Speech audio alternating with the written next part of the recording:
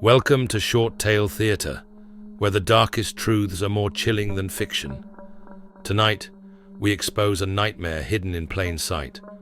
The case of John and Carrie Halford, the masterminds behind a funeral home built on lies, deception, and horror.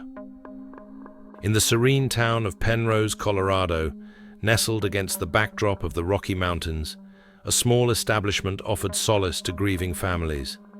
The Return to Nature funeral home, owned by John and Carrie Halford, promised eco-friendly burials, presenting themselves as compassionate caretakers in times of loss.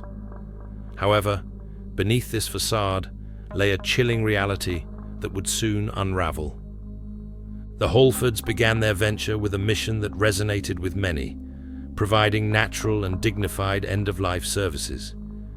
They marketed their funeral home as a sanctuary for those seeking an alternative to traditional methods, emphasizing environmental consciousness and personal care. Families, comforted by this approach, entrusted their loved ones to the Halfords, believing they would receive respectful and honorable treatment.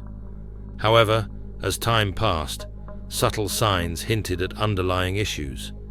Some families noticed delays in receiving ashes, while others were met with vague explanations when inquiring about their loved ones' remains. Despite these red flags, the Halfords maintained their reputable image, and suspicions remained unvoiced. The facade began to crumble in early October 2023. Residents living near the funeral home reported a pervasive and foul odor emanating from the building. Initially dismissed as typical of such establishments, the stench intensified, prompting concerns. Authorities were alerted, leading to an investigation that unveiled a horrifying scene. Upon entering the premises, investigators were confronted with the remains of 190 bodies in various stages of decomposition. Some had been there for months, others for years. The conditions were deplorable, bodies stacked without refrigeration, stored in unrefrigerated spaces, and left to decay. The promised eco-friendly burials were a sham. Instead, the deceased were subjected to unimaginable neglect. Further scrutiny revealed a deeper betrayal. Families who had paid for cremation services were given fake ashes, often a mixture of dry concrete. Unbeknownst to them, they had been preserving counterfeit remains, believing they held the essence of their loved ones. The investigation extended beyond the mishandling of bodies. Financial records exposed a pattern of fraud and extravagance. The Halfords had misappropriated funds meant for funeral services, diverting them to personal luxuries.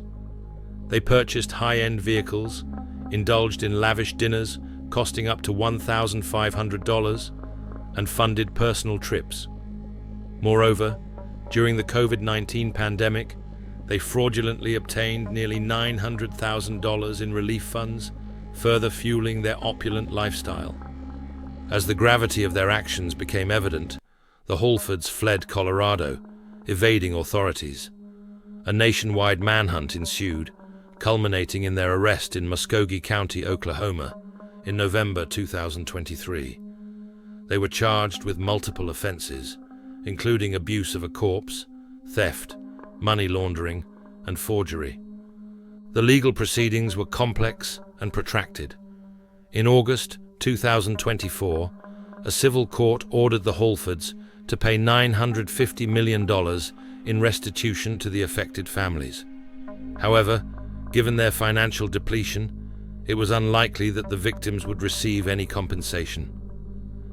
In November 2024, John and Carrie Halford pleaded guilty to federal fraud charges, admitting to conspiracy to commit wire fraud and COVID-19 relief fraud. As part of their plea agreement, they faced up to 20 years in prison. Their state case, encompassing over 200 charges related to corpse abuse and theft, was pending, with a tentative trial date set for October 2024. The courtroom became a venue for emotional testimonies. Families recounted their anguish upon learning the truth about their loved ones' remains. One grieving individual expressed, "It's about what's right. and me having some level of control on something that makes a difference. The betrayal had reopened wounds, compounding their grief with feelings of violation and mistrust. This case highlighted significant regulatory gaps in Colorado's oversight of funeral homes. At the time, the state did not require routine inspections, allowing such egregious misconduct to go undetected. In response, legislation was enacted to mandate regular inspections and stricter licensing requirements, aiming to prevent future tragedies. For the families affected, no legal outcome could erase the trauma inflicted. They had placed their trust in the Halfords, seeking a dignified farewell for their loved ones, only to be met with deception and neglect. The return to nature funeral home, once a symbol of compassionate care, had become a house of horrors, leaving a lasting scar on the community and prompting a re-evaluation of trust within the funeral industry. In the aftermath, the story of John and Carrie Halford serves as a somber reminder of the importance of oversight and the vulnerability of those in mourning. It underscores the need for stringent regulations and ethical practices to ensure that such a betrayal of trust never occurs again.